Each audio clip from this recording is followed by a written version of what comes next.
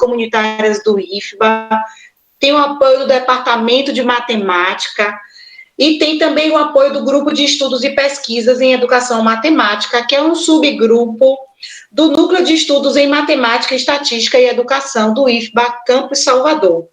É com muito prazer que a gente recebe vocês aqui, palestrantes e convidados. Sejam bem-vindos. E aí eu vou apresentar para vocês os palestrantes da nossa roda, do nosso bate-papo. Temos aqui a professora, a psicopedagoga Aline Dunhan. Ela é psicopedagoga, ela é especialista em autismo e especialista em análise do comportamento aplicada para o autismo. Temos também aqui a professora Cecília Almeida. Ela é mestre em ensino, filosofia e história das ciências, é especialista na educação de jovens e adultos e é professora de matemática do IFBA Campus Salvador. Temos também o nosso querido Janderson Almeida. Ele é estudante do curso de eletrotécnica do IFBA Campus Salvador. Eu também quero saudar os nossos intérpretes e intérpretes. Temos aqui Isael, Ediane, Wilcimar e Suzana, certo? Que estão aqui nos apoiando com a interpretação para a linguagem brasileira de sinais, para os estudantes surdos. Então, a gente vai começar essa conversa. Quem vai começar mesmo? Se não me engano, quem vai começar dos três? É Janderson? Se eu não me engano, pode começar, querido. A palavra é toda sua. Então, meu nome é Janderson, né? Sou estudante do curso de eletrotécnica no Instituto Federal da Bahia, no campus Salvador. E todo o meu processo para descobrir que eu tinha descalculia, na realidade, foi muito difícil e muito complicado. Que é assim, voltando já muito, quando eu era bem pequeno, já desde muito pequeno mesmo, eu sempre tive muito problema para aprender a matemática. O meu pai e a minha mãe, eles sempre tentavam ensinar a tabuada pra gente desde pequeno, né? Eu tenho mais 3 irmãos. Todos os meus irmãos aprenderam completamente normal, todo mundo num tempo razoável, e eu era o único que não conseguia aprender. Tanto a tabuada quanto os assuntos gerais da matemática.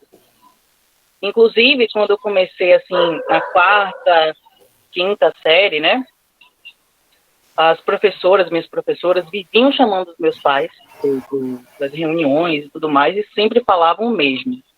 Janderson é um ótimo aluno, Janderson é muito inteligente, mas Janderson tem um problema grave com a matemática. Ele não consegue entender os assuntos da mesma maneira que os outros alunos, se desespera e até muitas vezes chora durante a prova.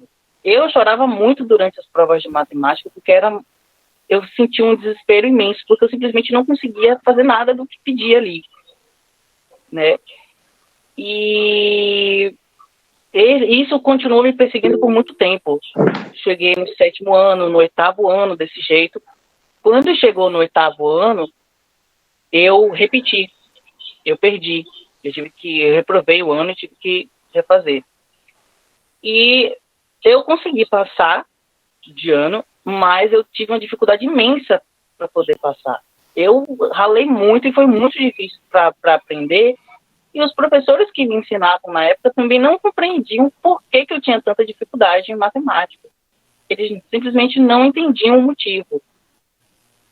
E nem eu entendia, na verdade. Por muitas vezes eu achei que eu era burro, porque muitas pessoas têm esse pensamento, eles acham que são burros. Primeiro que eu nem acredito nisso mais, né? Não acredito que existam pessoas burras. Mas, durante a minha infância, início da pré-adolescência e tudo mais, eu passei muito por isso, eu pensei muito sobre isso. E aí comecei a me sentir também julgado o tempo inteiro. E nesse período que eu repeti, eu aprendi muito a matemática nesse período. E aí eu fui aprovado, fui para o 9º ano, né? Quando eu cheguei no 9º ano, do ensino fundamental, eu me deparei com outro problema. era um outro professor e ele não me compreendia por que eu tinha esse problema para aprender a matemática. E aí começou tudo de novo, as notas decaindo. A média sempre alta nas outras disciplinas, mas em matemática sempre muito baixa. Então, no final do ano, houve um conselho especial.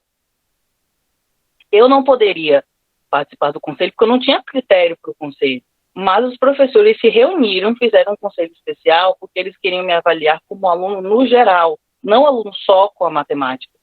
E aí, no processo de discussão, todos os professores votaram sim, e aí eu fui aprovado. Mas eles ainda ficaram um pouco preocupados com o meu desempenho na matemática quando chegasse no ensino médio. Então, quando eu cheguei no IFBA, eu já cheguei com essa certeza que eu teria muita dificuldade, porque eu já tinha dificuldade nas minhas outras escolas. Inclusive, eu sempre estudei em colégio público. Nunca fui parte do colégio privado. Sempre fui de ensino público. Então, já tem a questão do conteúdo. Né? A maioria dos alunos da escola pública chegam no Instituto Federal com uma deficiência imensa dos conteúdos, fundamental. E junta essa questão da deficiência de conteúdos com a descalculia, a situação só piorou. Então, no meu primeiro ano no IFBA, eu tive muita dificuldade. Eu não conseguia aprender física, eu não conseguia aprender química, eu não conseguia aprender matemática. Eu não aprendi absolutamente nada. E aí, eu repeti o ano. Nesse período que eu estava repetindo, já o primeiro ano no Instituto Federal, foi que eu percebi que, por mais que eu estudasse, me esforçasse, fosse para atendimento, isso não ia resolver, porque eu não estava conseguindo aprender de maneira alguma. Eu comecei a fazer banca, fiz 2 bancas diferentes, eu ia para a banca, excedi o horário, eu tinha mais ou menos 2 a 3 horas no reforço, e eu excedi o horário porque minha professora, ela percebia que eu tinha algum tipo de dificuldade além do comum, e ela ficava ali comigo o tempo inteiro trabalhando e tentando me fazer compreender. Mas ainda assim, eu ainda tive dificuldade e não conseguia aprender os assuntos. E aí foi que ela já estava começando a desconfiar que eu pudesse ter a descalculia, mas nunca tinha me dito nada para não me deixar nervoso, nem nada do tipo. Com o tempo, eu fui começando a ter crises. Eu comecei a ficar muito ansioso. Eu não conseguia mais dormir, eu chorava todos os dias, fui perdendo muito peso, eu não queria mais saber de nada. E aí, comecei a faltar aula. E aí, os meus pais ficaram preocupados e me levaram para um psicólogo. Uma psicóloga, na verdade. Nas sessões, ela me contou que ela tem descalculia. E ela notou que todos os meus relatos sobre o colégio, como é que eu me sentia e tudo mais, ela percebeu que era muito parecido com o que ela passava também. Então, ela primeiro aplicou alguns testes, só para poder, só por cima, assim, só para dar uma olhadinha mesmo. Nesses testes, ela chegou assim para mim, mostrou e me falou que aquele teste não era um diagnóstico conclusivo, era só assim, como é que eu posso dizer? É como se fosse um prognóstico. Ela estava ali me explicando assim que ela tem uma suspeita da descalculia. Era para procurar uma psicopedagoga. E foi aí que eu me conheci, foi aí que eu me aproximei de Cecília. Eu cheguei para minha professora Cecília na época e falei: olha, Cecília, está acontecendo isso, eu tenho uma descalculia, eu ainda não sei bem como é que isso funciona. E aí eu mostrei para ela o relatório. Ela me pediu para levar até o departamento, né, o DEPAI.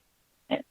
E aí eu levei até lá para poder saber o que poderia ser feito em relação a isso. Quando eu cheguei lá, eu fui recebido pela Nádia Brunelli, incrível, perfeita, e ela me ajudou no seguinte: ela me explicou sobre todo o relatório e me passou um contato para ter uma sessão com a psicopedagoga.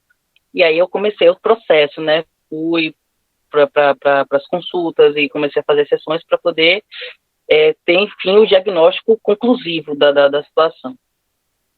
E aí foi que ela, a minha psicopedagoga, me deu o relatório final e me explicou: olha, de fato você tem descalculia, mas eu também tenho algumas suspeitas de algumas coisas. Aí ela me falou que eu poderia também ter transtorno de déficit de atenção, que isso poderia também agravar a descalculia. Mas, no caso, a questão do transtorno de déficit de atenção, ela só tinha, assim, uma suspeita, né? Ela não podia confirmar 100% que eu tenho déficit de atenção. Mas, com o passar do tempo, isso ficou cada vez mais claro. E aí, eu levei essa situação, né? Levei o relatório. Minha psicopedagoga, inclusive, fez algumas reuniões no IFBA, né? Não chegou a fazer com nenhum professor, porque, infelizmente, quando ela ia fazer a reunião com os professores, a gente acabou começando nessa pandemia toda e acabou que ela não pôde fazer a reunião, não conseguiu fazer o encontro. Mas, durante todo esse período em que ela foi lá conversar com Nádia, né, que é a psicóloga do departamento, e tudo mais, eu achei que as coisas se resolveriam aí. Eu imaginei que só descobrir que eu tinha descalculia era o suficiente. Por quê? Porque se eu descobrir qual era, entre aspas, o problema que eu tenho, eu saberia como resolver. Só que não tem. Não tem uma maneira específica, assim, para resolver. Eu achei que seria fácil, que seria assim, não, tenho descalculia, eu vou descobrir aqui um jeito simples de aprender a matemática, mas não é assim que funciona. Exige todo um processo, não só pela minha parte, mas também pela parte dos professores. E aí começou um problema. Por quê? Neste período que eu estava repetindo o ano pela primeira vez, eu tive uns problemas com os professores, não exatamente professora de matemática, porque, como eu disse, Cecília foi extremamente atenta comigo em todos os sentidos. Mas eu tive problemas com professores das áreas exatas. Eu tive professores, por exemplo, de física, de química, até do curso técnico mesmo, que é eletrotécnica, que é pura física. Eu tive problemas. Por quê? Por mais que minha professora de matemática compreendesse a descalculia, os outros professores não compreendiam. A primeira coisa que me perguntavam era o seguinte: isso existe? E aí eu ficava, olha, tem um relatório aqui. Eu tenho o número da minha psicopedagoga, o senhor pode falar com ela. E aí foi um processo terrível, porque o meu professor de física não compreendia isso, minha professora de química muito menos, o de eletrotécnica também. Quando eu tentei falar com o meu professor de física sobre a situação na época, eu tive uma crise de ansiedade no meio das atividades avaliativas que ele fazia. E aí eu tinha falado com ele pouco tempo antes que a gente teria que ver essas questões das provas adaptadas, que não precisava ser todas as provas, ele poderia ver uma atividade adaptada, ou deixasse que eu fizesse a atividade sozinho, porque a atividade era em grupo. Então ele poderia ver, assim, uma forma da gente fazer atividade, eu fazer atividade, no caso, sozinho, para poder não ficar atrapalhando os outros alunos, já que eu não conseguia compreender o assunto. E ele me respondeu da seguinte maneira: compreendo que você tem essa tal da descalculia, mas assim, eu não posso mudar a minha, como é que se fala? Eu não posso mudar a minha forma de aplicar as atividades e as atividades que eu aplico durante a unidade por causa disso. Eu não posso mudar a minha agenda. E aí eu fiquei, não, professor, mas entenda que é uma situação diferente. Ele falou, mas você precisa compreender uma coisa. Quando você é aluno de um colégio como o Instituto Federal, que é um colégio voltado para a área das exatas, fica meio complicado, porque você vai ter cálculo o tempo inteiro. Então, eu acho que você deveria, sei lá, ver um outro jeito, ir para um outro colégio que você possa estudar sem ter esse peso tão grande nas exatas. E aí eu parei para pensar assim, que não. Por quê? Por que eu tenho que sair? E aí ele falou, olha, você decide. Você fica na sala e faz a atividade em grupo, ou você pode não fazer. Você opta por não fazer. Agora você pode ter a certeza que você não vai ter aquele ponto que seria da atividade. E aí fiquei assim, de mãos atadas. Aconteceu com esse professor, e a professora de química nunca também comentou nada sobre. Eu também, depois dessa, eu não quis mais conversar sobre isso. E aí, além desse problema com os professores, que alguns não entendiam a situação, não entendiam o que fazer e também não procuravam um departamento para poder se informar, teve um outro problema. Os alunos. Porque a minha turma, na época, não compreendia muito bem a situação. Então, o que acontecia? Muitos alunos chegavam para mim e me perguntavam, olha, Janderson, isso existe? Vem cá, cara, quanto é 1 mais 1? Quanto é 2 mais 2? 3 vezes 5? E aí eu ficava assim, gente, por que vocês estão me perguntando essas coisas? E era sempre isso. Sempre essas mesmas brincadeiras. E aí eu percebi que nem sempre eles faziam com a intenção de irritar.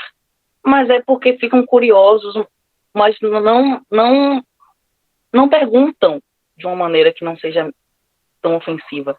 Não sabem perguntar de uma maneira que não seja ofensiva. E isso magoa, machuca e faz a gente se sentir pior. Porque eu parava para pensar, já estou repetindo o ano. Os professores não compreendem a minha situação. E ainda as pessoas da minha sala me fazem esse tipo de pergunta e praticamente ignoram toda a situação, o que eu sinto em relação a isso, era demais para mim. Então, eu comecei a me isolar cada vez mais, comecei a faltar cada vez mais. Eu não queria nem aparecer mais naquela sala. Eu gostava de muita gente ali. Mas essas coisas me faziam querer fugir, porque eu já não me sentia mais capaz. Eu não me sentia já... Eu não sei nem mencionar em palavras como eu me sentia naquela época. E aí, eu tinha conversado já com outros professores sobre a situação e todos me diziam a mesma coisa. Olha, Janderson, você é um aluno incrível, você é muito bom na maioria das disciplinas, mas como você tem essa dificuldade em exatas, eu acredito que você deveria sim sair do IFBA, porque está sendo penoso para você. Está sendo difícil, você está sofrendo muito aqui, você deveria sair, ir para um colégio em que não focassem tanto nessa área de exatas. Claro que de uma maneira menos agressiva que o meu antigo professor. Mas tentando me convencer a sair. E eu ficava pensando, por que eu tenho que sair? Porque se eu tenho a descalculia, eu tenho essa dificuldade com a matemática, tenho essa dificuldade com os números, com as exatas no geral, por que não adaptar as coisas para que eu consiga compreender como os outros? Por que eu tenho que sair e me retirar? Eu não posso ter as mesmas oportunidades que os outros alunos. Por quê? E aí foi que eu comecei a levantar e entrei com um processo de reintegração, porque nessa época, se eu perdesse, né, de novo, eu seria jubilado. Então eu reintegrei, voltei e por coincidência caí numa turma em que Cecília lecionava. E aí eu conversei com ela, e aí nós ficamos muito íntimos nesse período. Por quê? Porque cada vez mais eu chegava perto dela para poder explicar como eu me sentia, como é que a gente poderia ver as provas, e ela sempre muito aberta e sempre do meu lado ali, tirando dúvidas. Então eu tinha mais e mais vontade de ir para os atendimentos, de tirar dúvida, porque eu percebi o interesse dela em me ajudar, em ensinar. Então eu me senti ainda mais aberto. Claro que com muita dificuldade, eu precisei que ela adaptasse as provas, porque sem adaptação eu não ia conseguir. Mas o processo de ensino dela, para mim, foi importante, foi muito importante. Porque ainda que eu tenha aprendido de uma maneira adaptada, eu aprendi. Hoje em dia, eu reparei durante essa quarentena que algumas pessoas fazem aquelas brincadeiras na internet botando uma equação resolvida, mas errada. E aí é uma piada, as pessoas dão risada e eu vejo algumas pessoas resolvendo. Só que assim que eu olhei para a equação, eu percebi logo o que estava errado e já sabia qual era a resposta. E eu via quem estava fazendo as equações erradas e eu sabia onde é que cada um estava errando. Aí eu pensei, poxa, até um tempo atrás eu nunca conseguiria fazer isso. Eu não saberia nem a diferença ali. E aí eu aprendi tudo isso com o esforço também da professora Cecília em me ensinar.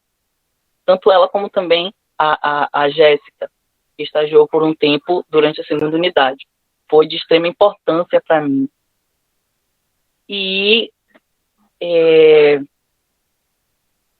seguinte, quando eu repeti, eu também enfrentei outros problemas, né?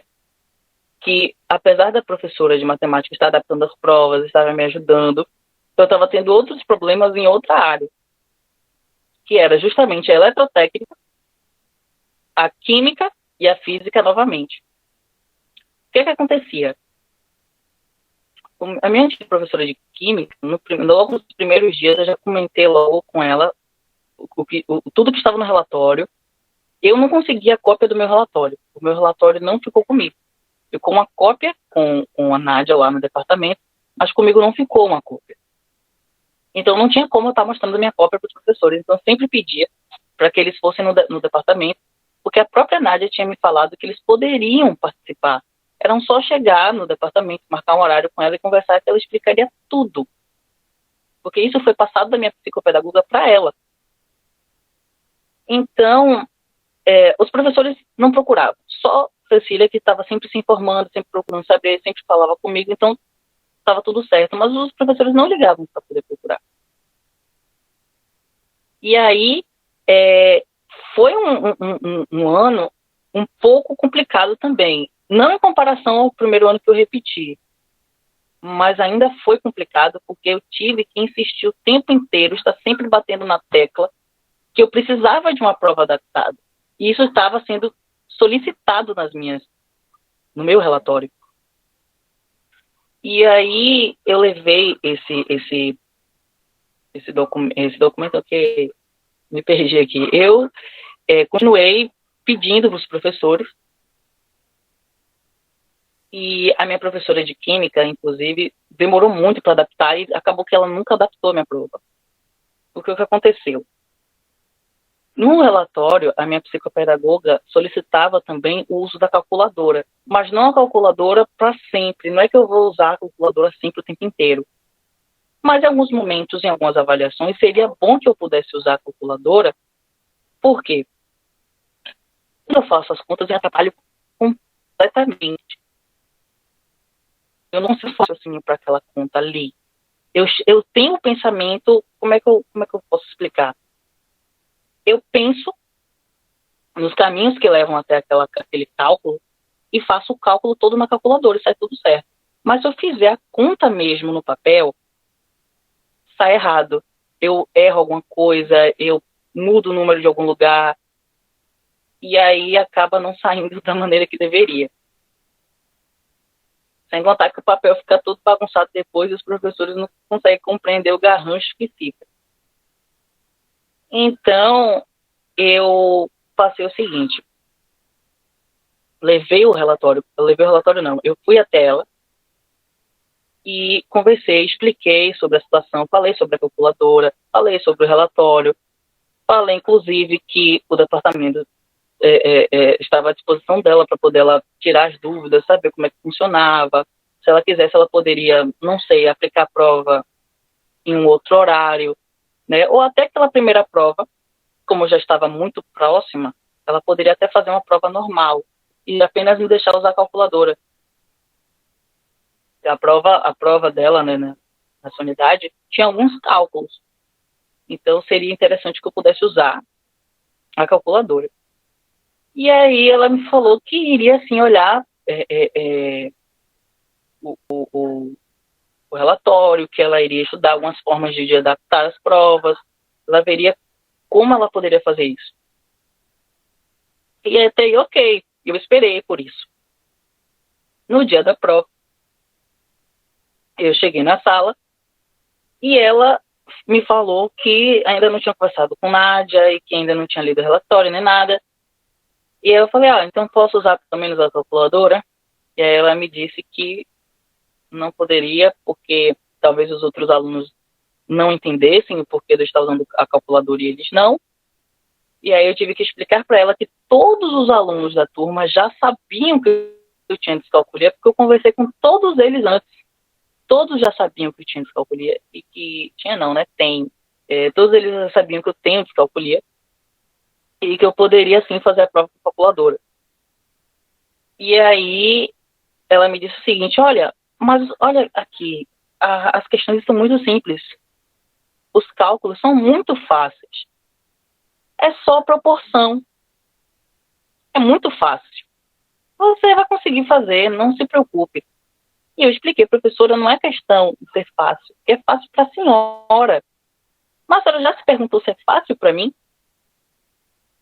Aí ela falou, não, mas observe, é simples. Você vai ver que é muito simples, não precisa de calculadora, não. Não precisa. Aí tive que insistir um pouco. Ela, mas é porque eu não posso. Porque eu preciso ver o seu relatório, eu preciso conversar com a Nádia.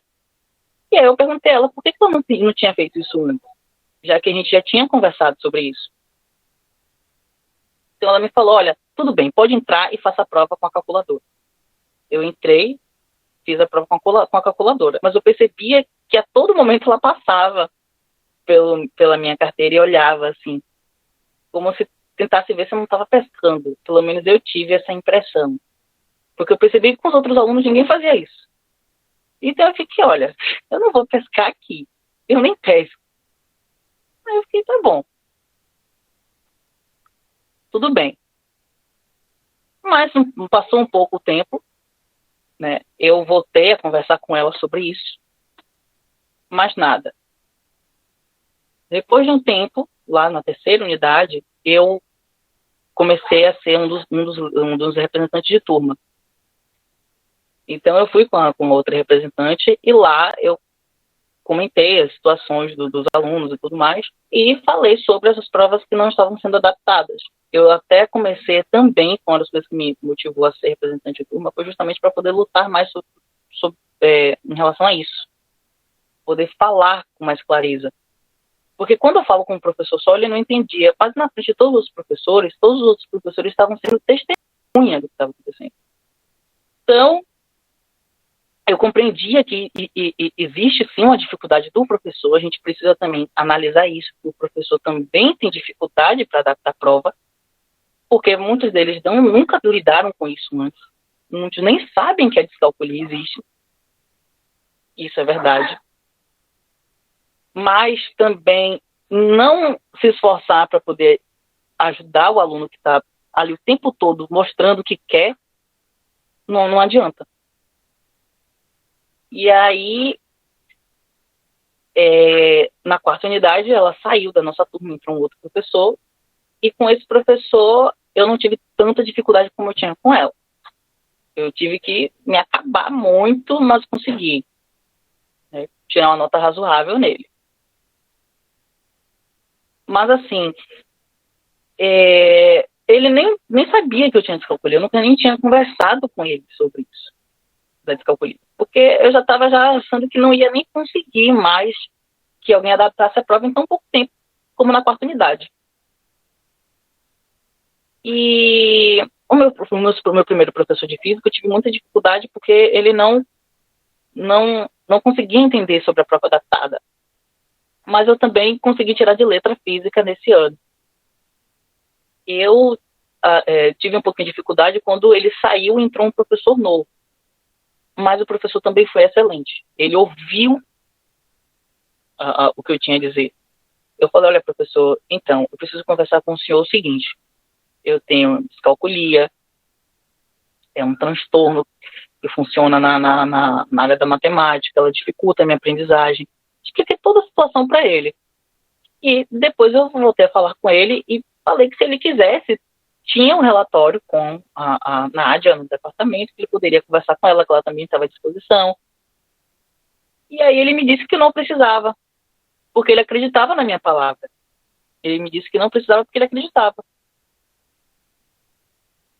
E aí, depois ele começou a elaborar os processos das provas adaptadas comigo. Ele tentou de tudo. Ele tentou prova com as questões mais simples, com menos questões que o comum. Já tentou provas todas sobre a parte teórica da física, que muita gente subestima, mas é muito difícil. É mais difícil até que os cálculos.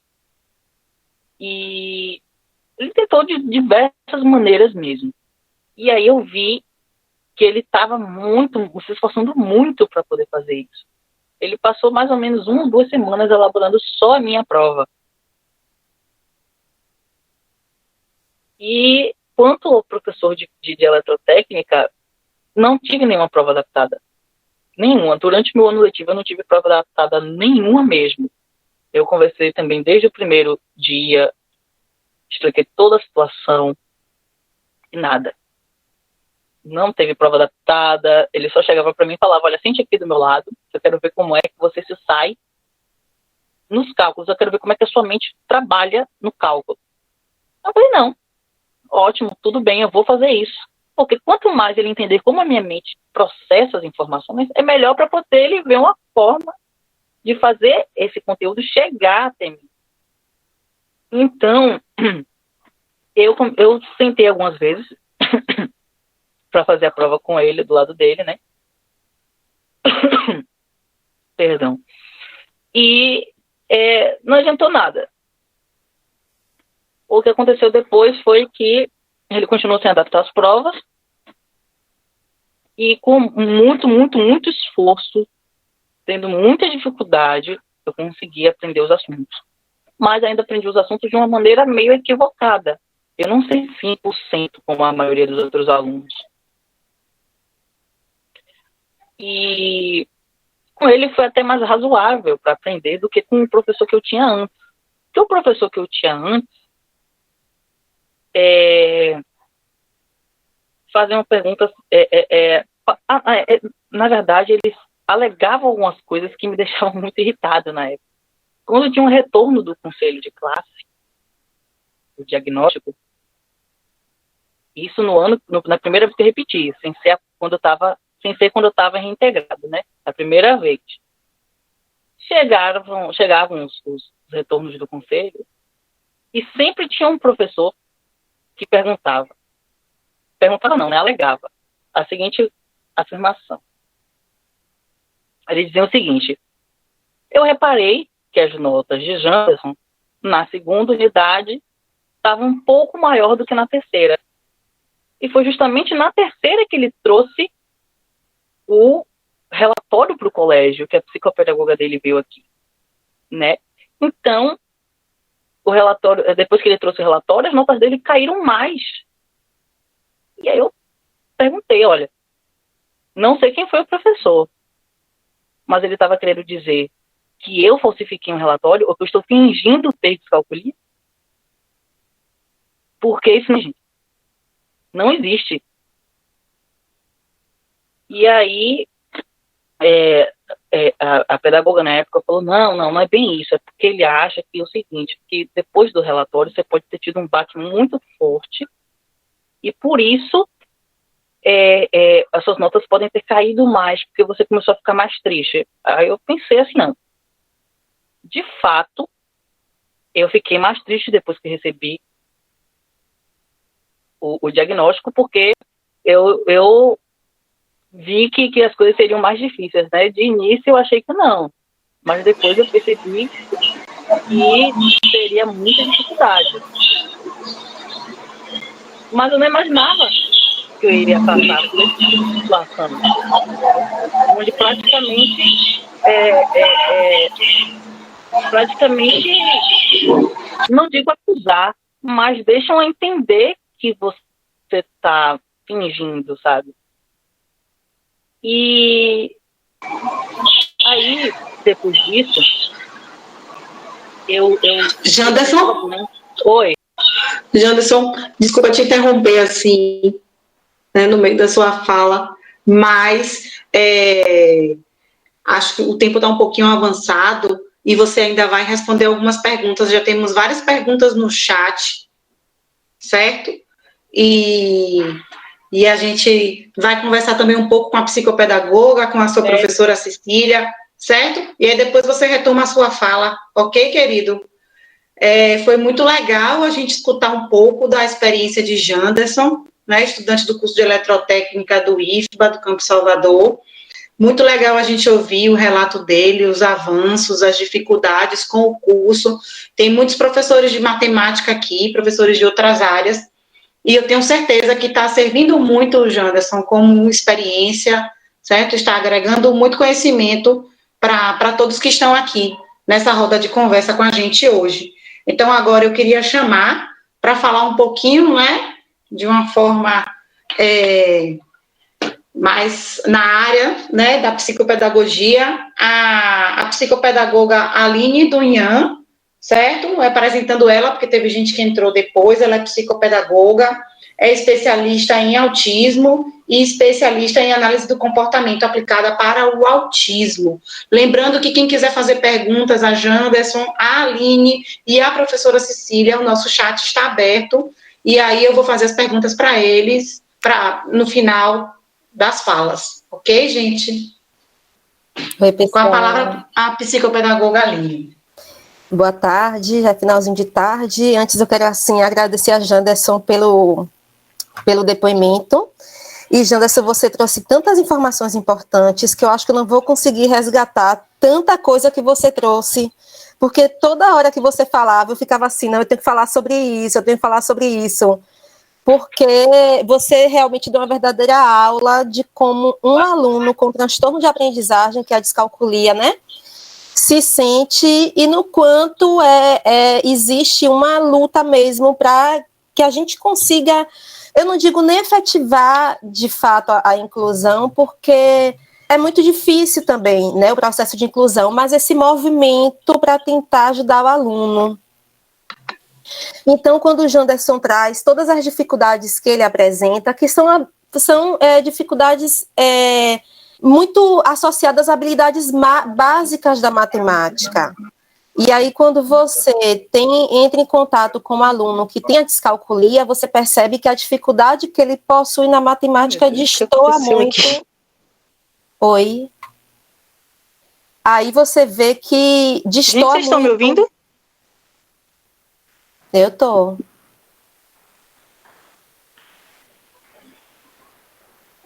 Pode continuar. Eu não consigo ouvir vocês. Eu tive um problema aqui.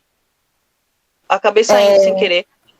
Mas estamos sim, Janderson. Estamos te ouvindo, viu? Você já voltou. Eu vi que você caiu, mas você já voltou. Uhum. E aí a gente vê que destoa. O grau de dificuldade, você voltou, o grau de dificuldade do aluno com as outras habilidades que ele possui. Provavelmente as pessoas olham para o Janderson e dizem assim, como é que pode esse menino tão inteligente, que articula tão bem as ideias, que se comunica tão bem com dificuldade tão básica na matemática? Porque a gente tem uma visão muito estática do transtorno de aprendizagem. Então, inicialmente, eu quero falar que a descalculia é muito pouco debatida. Então, vocês estão de parabéns por trazerem esse tema, porque a gente escuta falar muito de outras dificuldades ou transtorno de aprendizagem que estão muito mais associados, por exemplo, à leitura, à escrita, a exemplo da dislexia, né? Mas a descalculia não é debatida. Por que não é debatida? Porque a maioria das pessoas tem uma história para falar em relação à matemática. Eu tive dificuldade na matemática. Eu não gostava da matemática. Eu fugi da matemática, fiz uma faculdade de humanas, porque teoricamente não entra matemática. Mas muitas pessoas não percebem que a matemática está presente no nosso dia a dia. E aí, o que é que vai diferenciar um aluno com descalculia de um aluno que apresenta dificuldade na matemática? É que esse aluno, ele apresenta uma dificuldade num contexto social também. não é somente a dificuldade na disciplina em si. Então, provavelmente, o Janderson, não sei hoje, mas quando o Janderson, naquele iniciozinho, apresentava dificuldade, estava no processo de descoberta, ou antes de ter um acompanhamento, talvez até agora o Janderson tenha dificuldade na questão de troco, na compreensão de informações verbais que você falava. Eu não consigo transpor isso para o papel, fazer todo o cálculo, porque a matemática ela exige um resgate de informação verbal que o aluno com descalculia apresenta dificuldade, além daquelas habilidades básicas, operações simples, conceitos matemáticos, tudo aquilo que não vou nem falar para a gente também não engessar isso tudo. O Janderson falou da questão de um possível também, segundo diagnóstico de um TDAH, porque o TDAH apresenta, a pessoa que tem um transtorno de déficit de atenção, ela apresenta também a dificuldade na memória presente também, em quem tem dificuldade de descalculia.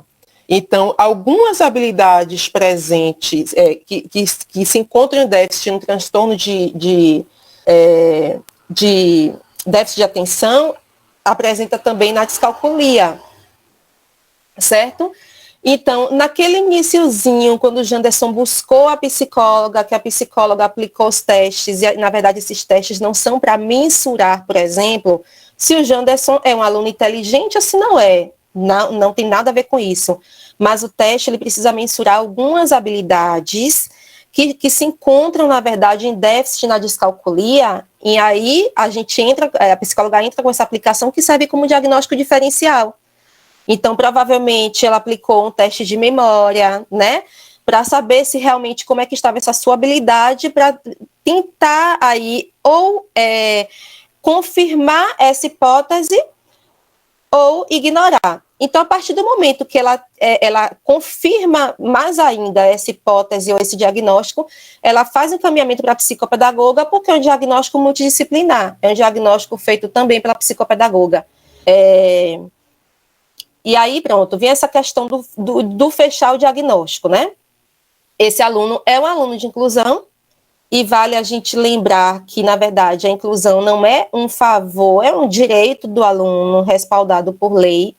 E eu fico pensando nessa luta de Janderson para que as pessoas entendessem que por trás desse menino extremamente inteligente e bem articulado, existe sim uma dificuldade nas habilidades básicas da matemática. Mas quando o Janderson e seus colegas lhe questionavam com 1 mais 1, 2, é aquela visão estática que a gente tem. Provavelmente ele não sabe absolutamente nada, né? Aquilo, a gente tem os sintomas fechadinhos, ele tem que se encaixar naquilo ali tudo, quando na verdade não é bem assim. É um diagnóstico muito difícil de ser fechado. Por que é um diagnóstico difícil de ser fechado? Porque a gente não considera somente, que já é muita coisa, as dificuldades do aluno com a disciplina em si.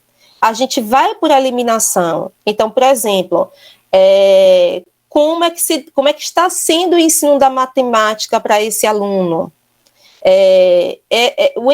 De que forma essa disciplina está sendo levada para a turma? A gente sabe que muitas vezes a matemática ela é ensinada de uma forma um pouco descontextualizada do dia a dia. E aí o aluno chega e diz assim, mas por que eu estou aprendendo isso? Porque ele não consegue fazer essa ponte. Por que eu estou estudando esse assunto na matemática? No que isso vai me ajudar no dia a dia? Então, muitas vezes, essa forma de ensinar um pouco descontextualizada acaba fazendo com que o aluno não se motive a aprender, ou que o aluno não perceba a funcionalidade da matemática, e aí junto vem uma dificuldade, que ainda assim é muito diferente de um transtorno de aprendizagem. A dificuldade está associada a questões da ensinagem, que a gente diz, a dificuldade está associada à forma como o aluno aprende, que muitas vezes é muito diferente da forma como está sendo transmitida, mas o transtorno, ele está presente somente naquele aluno. É uma dificuldade que parte de um funcionamento cerebral diferente, de algumas habilidades que se encontram em déficit que precisam ser trabalhadas. O Janderson falou muito da vida dele desde a pré-escola, e eu fiquei admirada porque desde essa época alguns professores pontuavam a dificuldade, e é muito difícil, porque geralmente na pré-escola a demanda que que o professor apresenta, né, a demanda que se tem em termos de conteúdo para aluno pequenininho ainda é muito pequena. Então, aquelas dificuldades que o aluno vem apresentando desde aquela série passam muito despercebidas, porque não existe uma demanda maior em função da série que ele se encontra. E aí, conforme o aluno vai crescendo, a demanda vai aumentando, e aí essas dificuldades vão chamando muito mais atenção. Mas qual é o ponto crítico aí? Qual é a questão preocupante? A matemática ainda não está valorizada. Então, uma dificuldade na matemática é vista como algo que vai ser superado com o passar do tempo. Não vai ser superado, ele não vai precisar disso para o dia a dia, não, ele vai fazer uma faculdade que não vai precisar, você vai empurrando, porque quando você fizer a faculdade, você pode escolher uma que não entra em matemática. E aí está o Janderson, uma prova viva de que ele está fazendo um curso, né, que só cai praticamente a matemática. Você não precisa fugir da matemática, e não é uma solução. Se você tem dificuldade, você precisa fugir, porque essa dificuldade, ela perpassa a vida acadêmica, ele leva isso para a vida inteira. Daí a importância de uma intervenção. E aí, outra questão também importante, se eu tiver com tempo, tá, gente, vocês me pontuam. E aí, a questão importante também, em relação a Janderson, aí vem as questões emocionais. O que é que acontece comigo? Por que eu não consigo aprender essa disciplina? Eu não consigo, eu sou burro, porque existem muitos relatos de alunos que dizem assim, eu me sentia muito burro. Olha o relato de Janderson, quando o Janderson dizia assim, eu pedia para o professor para eu fazer o trabalho sozinho, para eu não prejudicar a turma. Né? Ou seja, você se sente incapaz e você se sente como uma pessoa que vai trabalhar o tempo todo a turma, quando, na verdade, o trabalho tem que ser inclusivo, né? E as formas de avaliar tem que ser diferentes daquela avaliação formal somente. E se precisa de uma avaliação formal, que seja feita a adaptação, como a Cecília fez. Então, vem junto com essa dificuldade de Janderson, com o que está acontecendo comigo, eu estou identificando isso, mas eu não consigo entender os conteúdos, eu não consigo, as pessoas em minha volta não conseguem entender o que se passa comigo, alguns colegas e alguns professores questionam, porque eu sou muito inteligente, se eu sou muito inteligente, eu não posso ter dificuldade na descalculia, mas vale ressaltar que o aluno que tem o diagnóstico de descalculia, ele tem um QI, que a gente chama de quociente intelectivo, que é um teste aplicado por psicólogo, na média ou acima da média. Então, não existe uma deficiência intelectual, tá? Para esse diagnóstico. E aí vem com tudo isso que está acontecendo, e aí vem todos os sintomas emocionais que o Janderson relatou, que chega até o isolamento social. Então, por isso que a gente fala muito para a família da importância de identificar sempre essas dificuldades que vêm lá na pré-escola. É o aluno que tem uma dificuldade de reconhecimento, de contagem, de quantificação, de reconhecimento de número, ele é sempre um pouco mais lento, é aquele aluno um pouco mais esquecido, parece que eu ensino, parece que ele esquece. Pode ser um aluno nessa pré-escola, pode apresentar também dificuldades associadas às habilidades básicas de linguagem, tá? Associado ao processo de alfabetização, da mesma forma que ele tem dificuldade com número, ele pode ter dificuldade com letras, e aí vem todo esse histórico, né? Então, caso surjam essas dificuldades, a gente sempre pede que esse aluno vá para a psicopedagoga, para que a psicopedagoga aplique os protocolos de avaliação, tá, para identificação dessa hipótese, e aí o psicopedagogo, tendo hipótese ou quase uma certeza, ele vai fazer outros encaminhamentos para que haja esse diagnóstico diferencial. Se eu deixei passar alguma coisa, vocês me falam, tá? Muito obrigada, Aline, pelos seus esclarecimentos, pela sua contribuição aqui na nossa roda de conversa. Foi muito legal, muito interessante ouvir esse olhar da psicopedagogia, né? Com especialidade em autismo e análise de comportamento aplicada. E agora vamos conversar um pouquinho. No final teremos perguntas, né, para os três, depois que a professora Cecília falar. Mais uma vez apresento a professora Cecília Almeida. Ela é mestre em ensino, filosofia e história das ciências. Ela é especialista na educação de jovens e adultos, é licenciada em matemática pela UFBA e é professora do Instituto Federal da Bahia, Campo Salvador, professora de matemática, e foi professora, né, do Janderson, que está aqui também conversando conosco hoje. Com a palavra, a professora Cecília Almeida. Boa noite a todos, gente. Eu vim aqui, né, com o papel até de tirar esse estereótipo de bruxa má aí do ensino da matemática, contando um pouco da minha vivência com a educação inclusiva, que apesar de ter uma formação altamente tradicionalista, né, eu confesso que a educação inclusiva anda meio me perseguindo, né, porque e me fazendo revisitar minhas práticas pedagógicas, né, desde a minha graduação.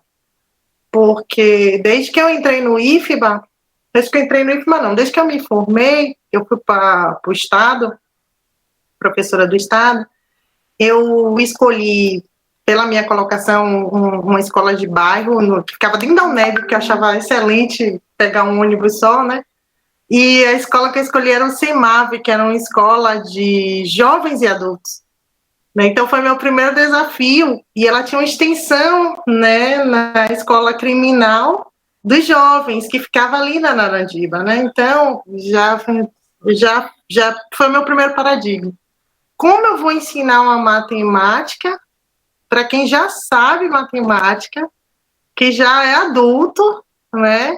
E como eu vou levar para aquele estudante que está recluso uma matemática. Então, eu já fiquei altamente incomodada, né? Que matemática da vida seria essa, já que nos livros, né, e as turmas de jovens e adultos, geralmente, eles estão tentando suprir ou fundamental ou médio. E os livros, os manuais de fundamental, são livros para criança. São poucos os que são adaptados para adultos. Então, como é que você vai botar? Joãozinho foi na feira e comprou 3 maçãs, né? E depois você vai trazer para a vida. E a gente ia trocando ideia e indo. E nisso me fez fazer uma especialização em educação de jovens e adultos, que eu fiz logo depois da minha formação, justamente porque eu buscava sempre um suporte para melhorar a minha prática, e esse suporte eu buscava procurando manuais, artigos, ou algo desse tipo, né? Sempre muito teórico. E pouco eu achava, sempre muito escasso. Né? Então, a gente ia nesse sentido. Eu fui aluna do IFBA também, fiz o mesmo curso que o Janderson, eu conto essa história para os alunos, porque eu perdi o primeiro ano em matemática. E na minha época, um colégio era bastante diferente. Não tinha, eu não me lembro nem sequer de um cadeirante na escola. Ninguém com nenhum tipo de deficiência, nem motor. E aí essa realidade, quando eu entrei como professora, eu conheci a realidade de ensinar matemática para alunos surdos, para alunos com deficiência intelectual e também para alunos com descalculia. Então, foi uma realidade, foi assim, vários paradigmas que eu ia quebrando, né?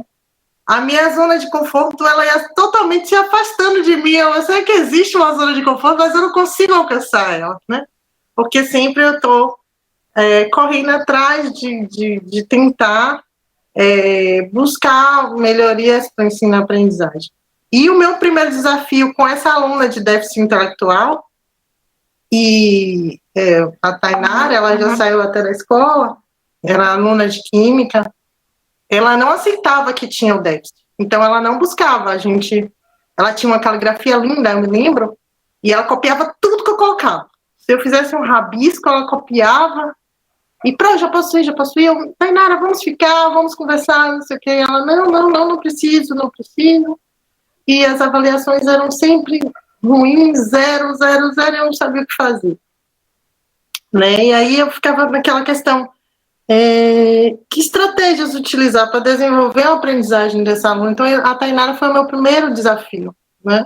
Depois, os alunos surdos, E, enfim, a gente sempre, inicialmente eu buscava artigos que traziam alguma sequência didática, ou um jogo, ou algum modelo matemático para abordagem de determinados temas que eu dava, né, nas minhas séries, no primeiro, no terceiro ano, e, sinceramente, eu não encontrava muito material para o ensino médio, né? A maioria dos artigos, dos trabalhos que nós temos, eles estão voltados para o ensino fundamental, está voltado para crianças, né? E quando o artigo fala de deficiência, geralmente é muito científico. Então, quando eu comecei com James, que eu fui olhar e descalculei, eu falei, meu Deus, tem 10 tipos, eu não sei identificar. Né? Então, como não funcionava, eu passei mais a uma outra estratégia, que era ouvir e fazer uma enquete com o aluno. E aí eu conseguia criar uma estratégia que fosse individual para cada um deles. Teve um momento que eu tinha 6 alunos, 4 surdos, né? E um com déficit intelectual e um com descalculia, que era James. Então, eu falava, meu Deus, como é que eu vou criar né, eu estava adentrando em várias estratégias, tentando adaptar e incluir eles em sala, né? E com o Jonas não foi diferente, né? Inicialmente, eu que não aceitava que ele tinha descalculia, que ele dizia, tem um relatório, sei que eu falei, tá, Jonas, a gente vai conversando particular, e a gente vai se resolvendo. Eu dizia, não, ninguém tem descalculia. O máximo que ele tem é o que os alunos sempre têm. Matemática é difícil, eu não aprendi direito, então ficou uma lacuna lá que a gente precisa resgatar. E a nossa primeira conversa foi nesse nível, né? E é tanto que, para provar, eu dizia assim, James, tá a prova de todo mundo aqui, você vai fazer. Se você não conseguir, aí a gente vai conversando. E até que um dia, quando a gente foi fazer uma das primeiras, ele começou a se tremer. Se tremia tanto que me deu desespero, que eu falei, não, eu estou fazendo apesar de a gente sempre tinha atendimentos particulares e ele sempre era desenvolto, né? Mas aquela prova que você entregou, James, com desenhos maravilhosos, mas sem nada de matemática, né? Os desenhos eram perfeitos, você é um ótimo desenhista, mas não sabia nada, assim, e me incomodou muito.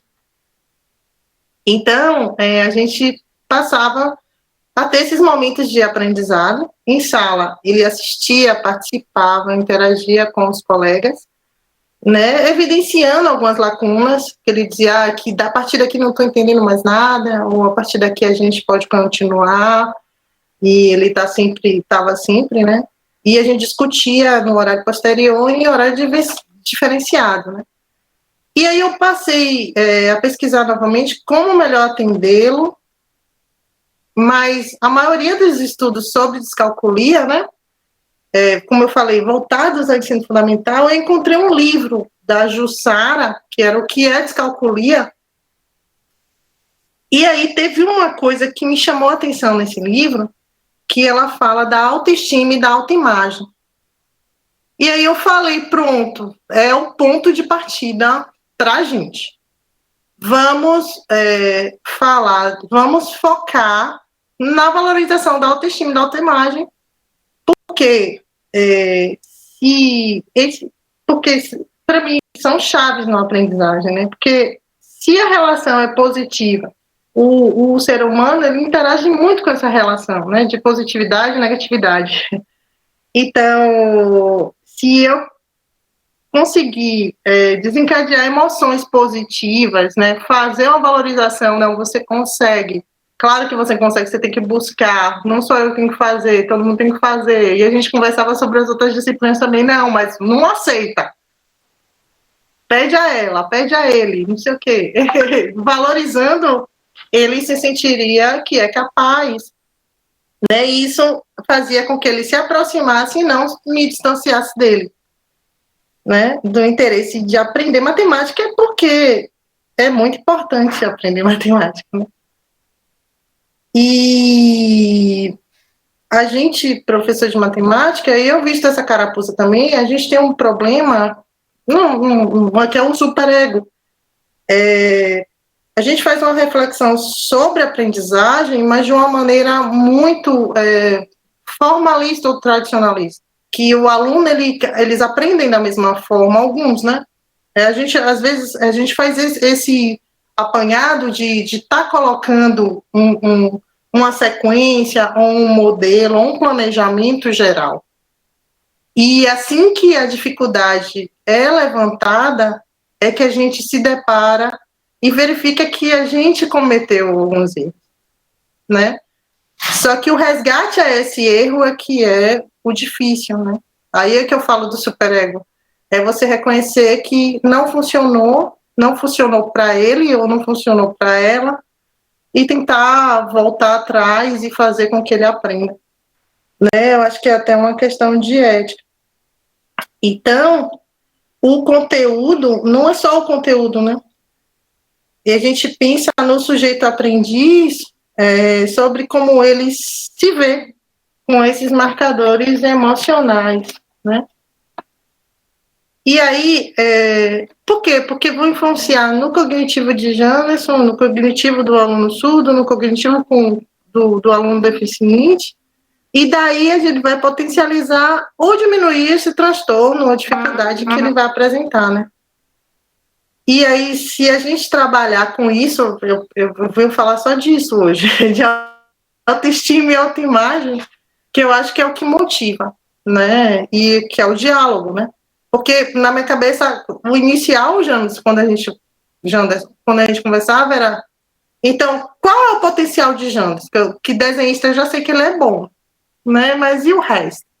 Né? E aí, por isso que eu dizia assim, a gente vai, eu te testava, você, vamos fazer isso aqui, você consegue? Ele acabava conseguindo, ele só tem um nervosismo na hora de fazer a prova. E aí a gente ia trabalhando nesse sentido.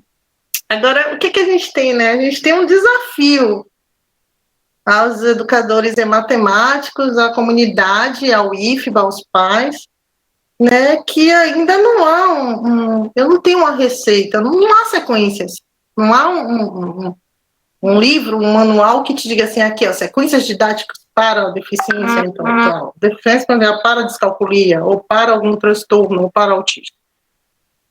Né? O que deve ter é coragem, né, para poder promover um cenário de aprendizagem e inclusão que seja favorável, né, que atenda àquela especificidade do aluno, né? E se a gente faz isso associado ao conteúdo que a gente deseja colocar, e quando eles são entendidos pelo aluno, né, por muitas ocasiões, ele deixa de ter esse rótulo de incapaz, de que eu não consigo aprender matemática, e passa até a nos desafiar, né? Como já chegaram uns lá, né, você consegue fazer isso aqui? Né? E às vezes eu não, depois a gente faz. Então, nós vivemos aí eu botei aqui que a gente vive essa realidade todos os dias. E quantos que abandonam a sala de aula por sequências, por rotinas, por planejamentos engessados? Nós temos uma evasão muito grande, nós temos um colégio que é 100% tradicionalista, que ainda é focado muito na avaliação, e o conceito de avaliação muitas vezes fica deturpado, né? Se é que aquela prova é que está avaliando naquele momento, naquela situação, naquela manhã, naquele horário, é que eu vou medir uma unidade, um planejamento de 3, 4 meses a um aluno, né? Então, eu sei que a carga horária do professor é alta, e muitas vezes, claro, é melhor não ter um aluno com deficiência na sala, né? Dá muito menos trabalho, não vou dizer que não dá trabalho. Além disso, só para vocês terem uma noção da realidade do IFBA, geralmente, o que um professor de matemática, assim, do primeiro ano como eu tenho? 160 alunos, né? Dentre eles, 4, 2, 1 aluno com deficiência ou não, mais uma manhã inteiramente cheia e um esforço de fazer com que aquele aluno fique no turno posterior, né, João? Que muitos até não podem, não conseguem, para que se tenha um atendimento mais particular e que possa estar chegando próximo, à proximidade a este aluno, né? Então, esse trabalho diferenciado é que a gente deseja passar assim, para as pessoas. Claro, não é sempre. Teve momentos que a gente não conseguiu fazer por mais tempo, pela quantidade de outras disciplinas, ou algumas associações que a gente não conseguiu fazer, né? Mas que a gente vai sempre planejando, conversando, incorporando. Eu acho que o professor, né, na sua, digamos, ética particular, ele cria e desenvolve estratégias sozinho para o desenvolvimento daquele estudante, quando não dispõe de tempo para isso. Então, assim, o professor de matemática, eu digo por mim agora, né, não sei, a gente tenta buscar o máximo de informações e de difícil, né?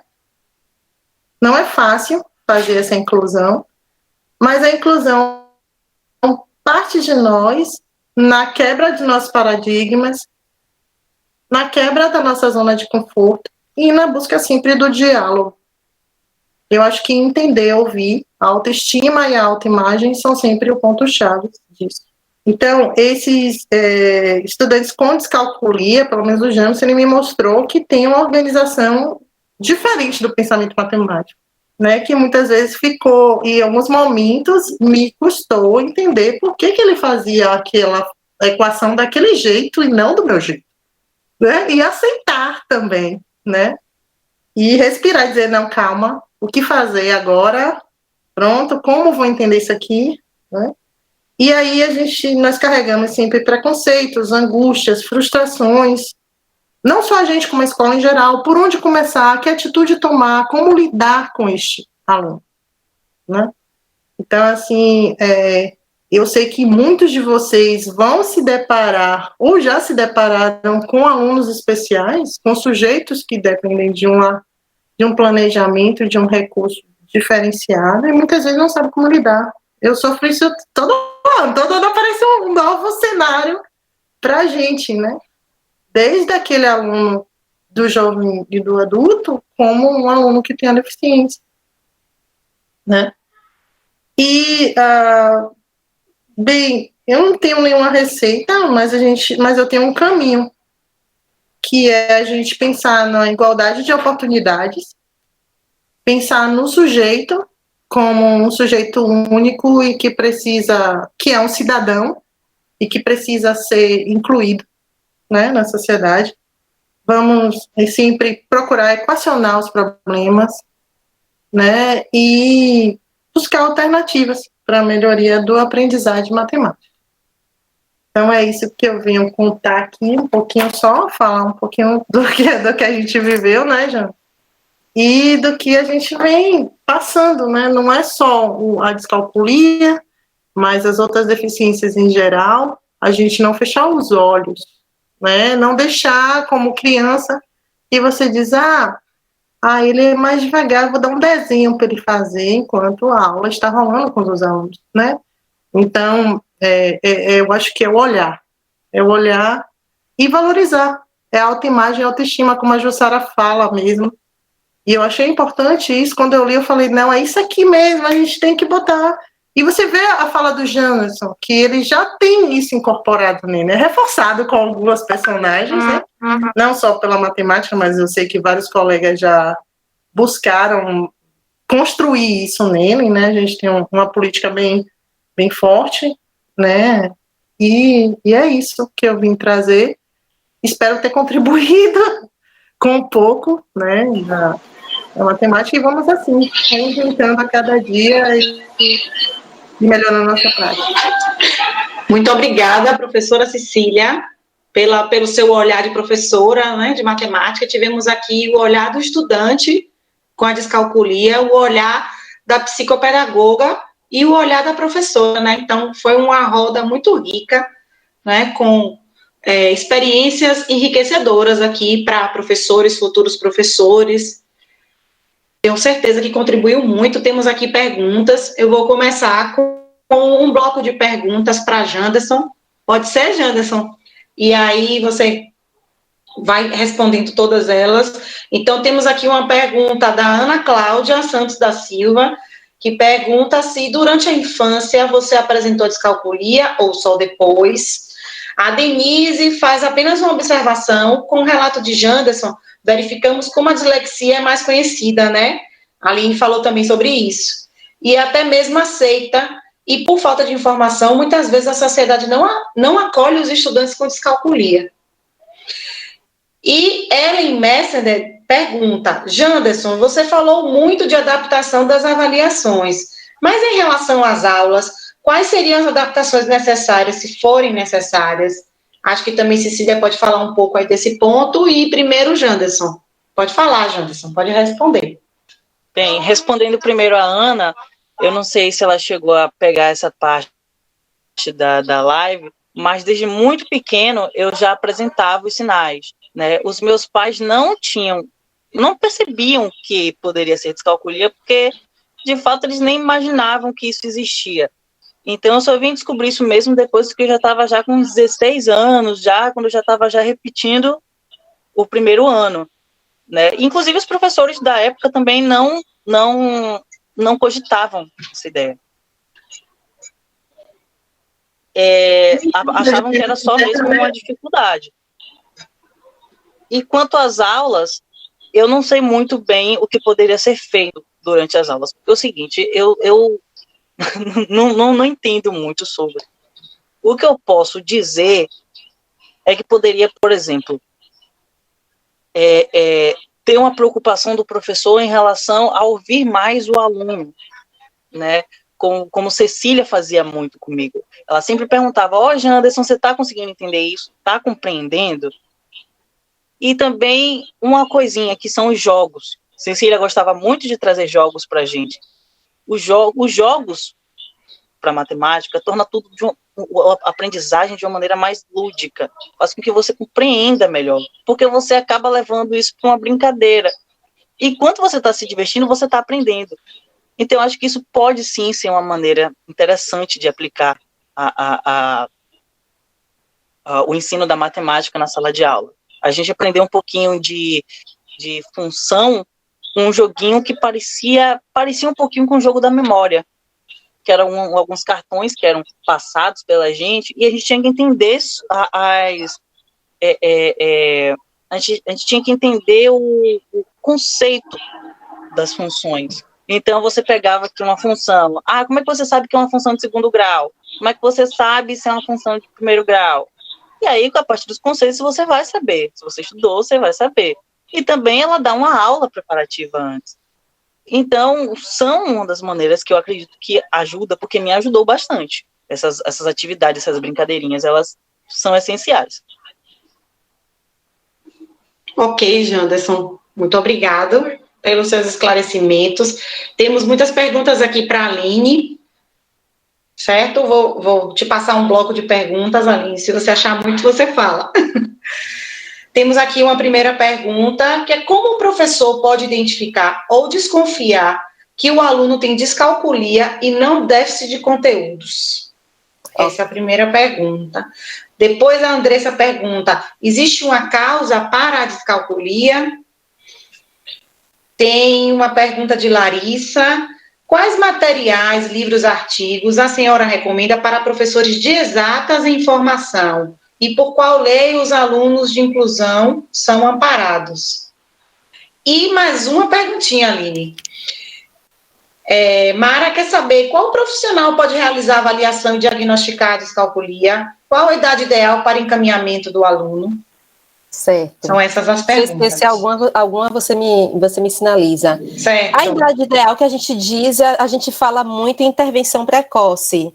Então, você observar aquele aluno pequenininho na pré-escola, por exemplo, você, logicamente, assim, a descalculia é um fator genético. Então, a criança, ela nasce predisposta, tá?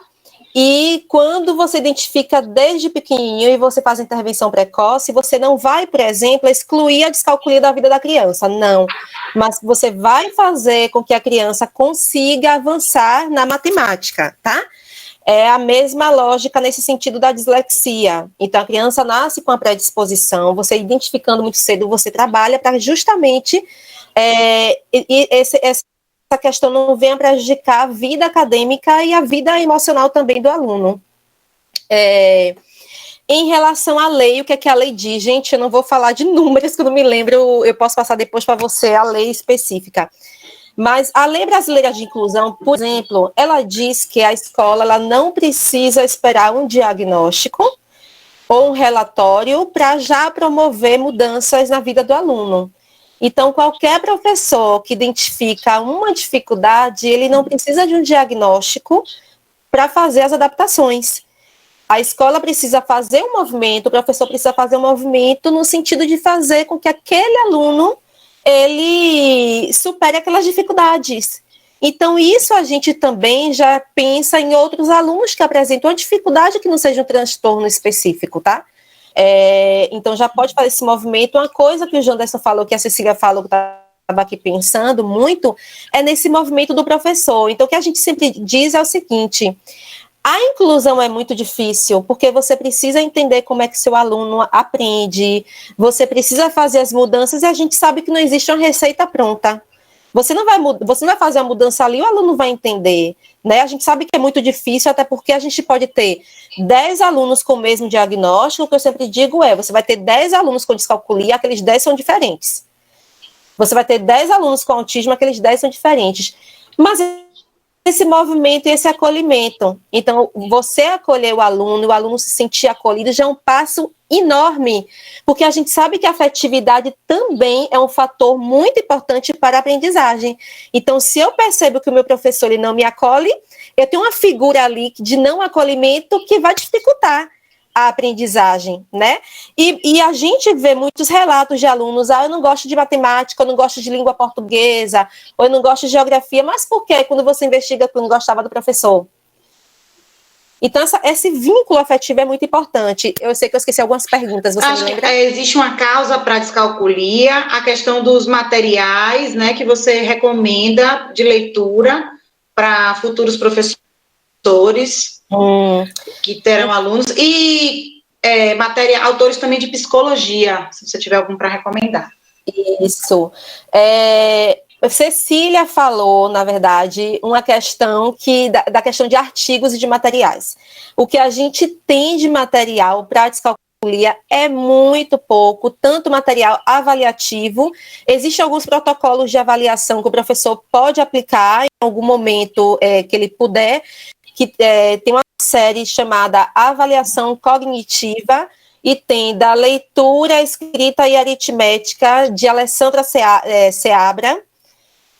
Pode ser como avaliação para estudos, artigos científicos, a gente tem pouquíssimos materiais. Agora, tem um livro aqui, tem 2 livros, mas esse aqui é o mais completo, na verdade, Descalculia não sei se vocês estão vendo, Descalculia do Desenvolvimento, tá? Da Pearson, editora Pearson, que aqui fala absolutamente tudo, desde as características quanto na parte da intervenção. Mas veja bem... Descalculia para o desenvolvimento. Descalculia do Desenvolvimento. Descalculia do Desenvolvimento, editora Pearson. Pessoal do apoio ao chat, Anete, anota aí, por favor, no chat. Depois eu posso até Descalculia do Desenvolvimento, editora Pearson. Certo? Esse é um livro completo porque ele tem uma base neuropsicológica para você entender como é que se dá um funcionamento cerebral de uma pessoa com descalculia. Como eu te falei, né? A causa a pessoa nasce, né, realmente predisposta, é um funcionamento cerebral diferente. Então, mas aqui não vai ter, por exemplo, modelos de atividade. Então, você entendendo quais são os déficits da pessoa, você consegue elaborar algumas adaptações em cima disso. E outra questão que eu achei muito importante, geralmente isso não acontece, é em relação ao aluno. O que foi que o Janderson fez? O Janderson ele correu atrás e tentava explicar quais eram as dificuldades dele. Um aluno na idade de Janderson, ou até um aluno um pouco menor, né? A depender da idade do aluno, ele já consegue participar, por exemplo, de uma reunião com os professores, onde ele pode dizer, olha, comigo funciona dessa forma, como perguntaram, o Janderson falou. Olha só, a Cecília, ela aplicava jogos em sala de aula, isso funcionava muito comigo. Então, o aluno, ele pode dizer o que é que funciona com ele e o que é que não funciona. E a pessoa, no final das contas, quando o aluno ele já tem uma idade, ele já consegue se comunicar dessa forma, é a pessoa mais indicada para participar de um planejamento e dizer como é que você vai adaptar.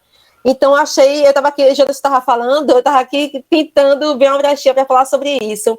Então, você pode convidar o aluno, se ele tiver já numa idade, né, mais avançada, um pequenininho, você pode perguntar para a família do que é que ele gosta. Na psicopedagogia, e a gente dá muito esse tipo de orientação nas escolas, trabalha muito com o que o aluno gosta.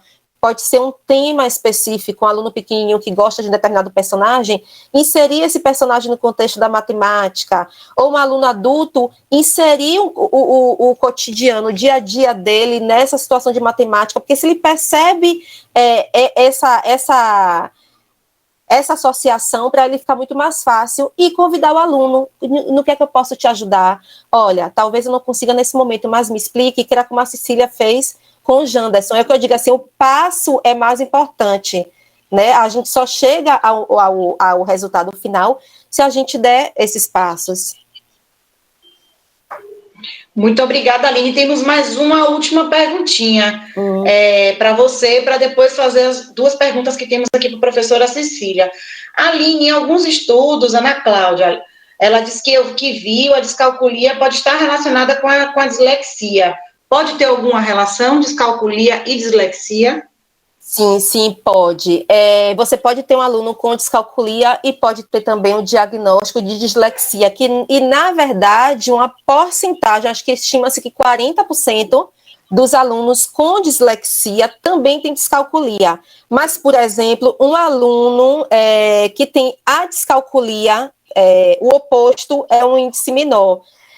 Tem muito essa associação, porque foi como eu falei anteriormente, existem alguns componentes cognitivos que estão em déficit no aluno de descalculia, que também estão no aluno de dislexia. Então, por exemplo, quando você observa, como eu falei, um aluno pequenininho até um aluno menor, com dificuldade também na leitura, geralmente, quando eu recebo uma criança que tem uma queixa de dificuldade no processo de alfabetização, ou que tem uma queixa de dificuldade associada à linguagem, à língua portuguesa, né, que a gente fala na escola, eu sempre faço essa avaliação também das habilidades aritméticas, porque existe, de fato, essa associação. Certo, Aline, obrigada. Para a professora Cecília, como você elaborava o material de matemática para Janderson? O que você levava em conta? Professora Cecília, como se davam os encontros individualizados com o Janderson? Como você estruturava esses encontros? Certo? Só lembrando, a lei de inclusão é a lei número, a Nadir já lembrou a gente aí, número 13.146, Lei Brasileira de Inclusão, de 2015, certo? Para informação de todos. Cécile, pegou aí as perguntas? Na verdade, assim, eu e Janderson era um bate-papo mais na matemática, né? Tipo assim, nós estávamos com um determinado conteúdo, então eu trazia uma gama de questões daquele conteúdo e a gente ia se experimentando, tipo, Janderson, faça esse aqui, faça esse ali, e aí a gente ia vendo até que ponto ele ia se desenvolvendo.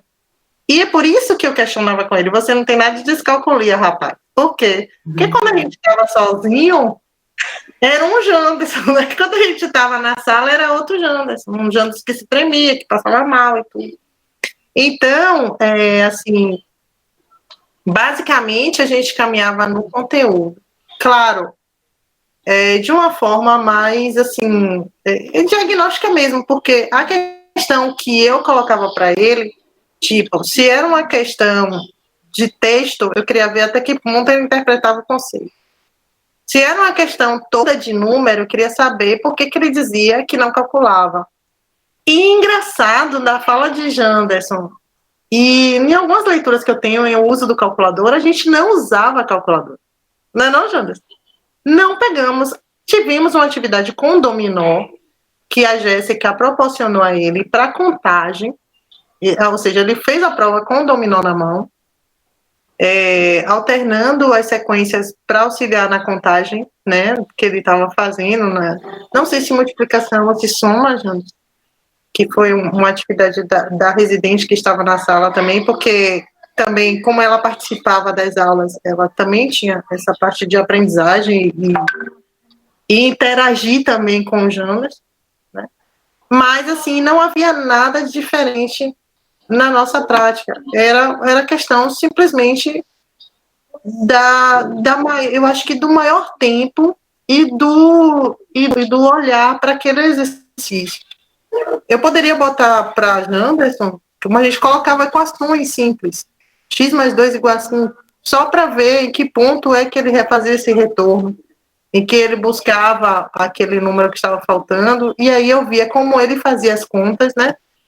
Como é que ele contava nos dedos dele, que ele ficava lá contando, e aí de que parte é que eu poderia fazer, e que tempo. E a gente discutia isso, ó, Janderson. Você consegue fazer mais quantos nesse momento? Você consegue fazer isso aqui para casa? Então, sempre tinha uma lição de casa na qual ele iria pensar, que ele ia ver, e aí ele retornava. Ah, consegui, eu não consegui. Ah, isso aqui não ficou, isso aqui eu não consegui entender. E aí ele ia, a gente ia... Era um atendimento personalizado. Não tem jeito, gente. Eu acho que é trabalho. É trabalho. Poxa, eu queria chegar aqui e dizer que tem jogo massa. Pode colocar que toda pessoa de descalculia vai resolver a vida de todo mundo, mas não resolver. Né? E falando assim do livro, esse livro Descalculia o que é, como intervir. Ele é pedagógico, ele é bem legal, porque essa Jussara é professora de matemática. Mas, se você não achar o livro, lá na capa tem 2 dissertações. É coragem, né? Que dissertação tem uma quantidade maior de páginas. Que é a dela, e tem uma que é do... Eu tenho aqui em algum lugar. Só para dar uma ideia para vocês, né? Que é do João Vilar, de 2017. Aí ele faz um estudo de caso com 2 alunos de descalculia, vale a pena ver. É bem experimentado, tem uns questionários que podem ajudar as pessoas que estão começando, a como conduzir, iniciar a conversa. E, enfim, é bacana. Se tiver tempo para ler. Queria pegar só o gancho de Cecília, né, para não esquecer de falar da importância também do PEI, né, que é o Planejamento Educacional Individualizado do Aluno. Então, por exemplo, o PEI ele ajuda porque você vai avaliar quais são as habilidades básicas da matemática. A BNCC também, ela traça, né, o que é que o aluno naquela série já vai estudar, e na série passada, o que é que o aluno já deveria ter adquirido. Então, fazer, por exemplo, o aluno, vamos supor, que está no 9º ano, estou diminuindo um pouquinho, está no 9º ano. Então, vamos lá, quais são as competências que a BNCC fala para o 9º ano? Mas será que no 8º ano esse aluno já adquiriu todas as competências para aquela série?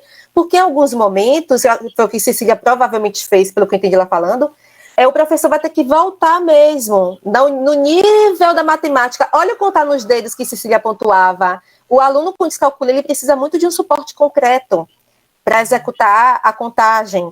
Então, às vezes, voltar mesmo naquela matemática, nos conceitos básicos da matemática, para que ele consiga entender a matemática atual.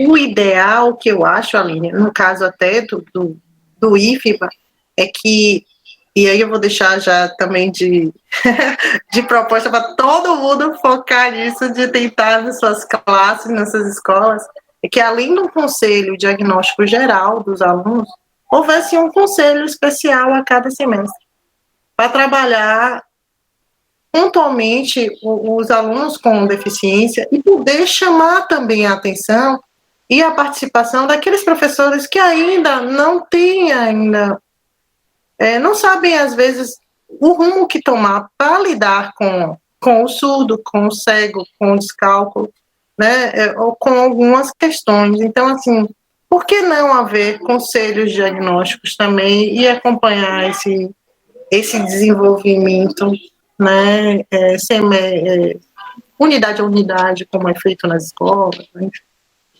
Perfeito, bem lembrado.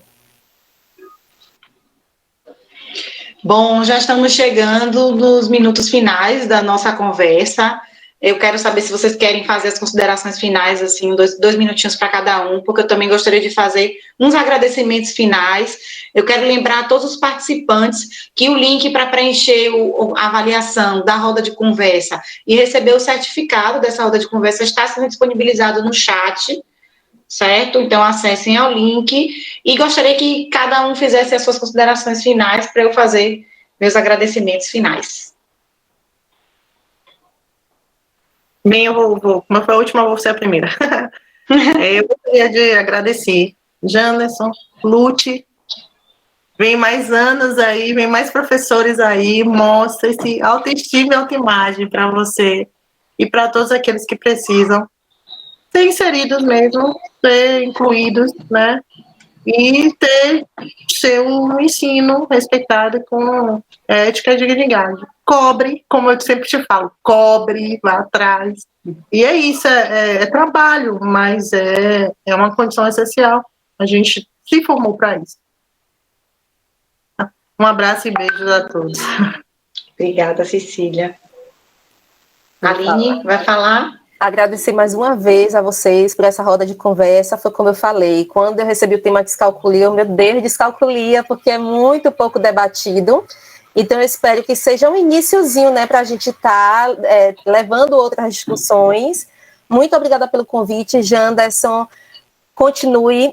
Eu imagino que a luta realmente seja, às vezes, cansativa, mas hoje muitos alunos, eu tenho certeza que se identificou com você, e vão fazer um movimento do tipo, olha, ele também tinha isso, então, peraí, eu vou ver, não tem nada de errado comigo, né? Então, assim, você foi a voz. Muito obrigada por você participar. Você deu realmente uma verdadeira aula de como se sente um aluno com descalculia, e eu espero que você tenha uma trajetória muito linda na área que envolve matemática, né? Especificamente, e é isso, que você encontre outros professores tipo Cecília para te ajudar nessa jornada, tá bom? Obrigada, Daniela, obrigada a todos que estão participando. Obrigada também, Aline. Janderson. Então, eu só queria fazer uma observaçãozinha.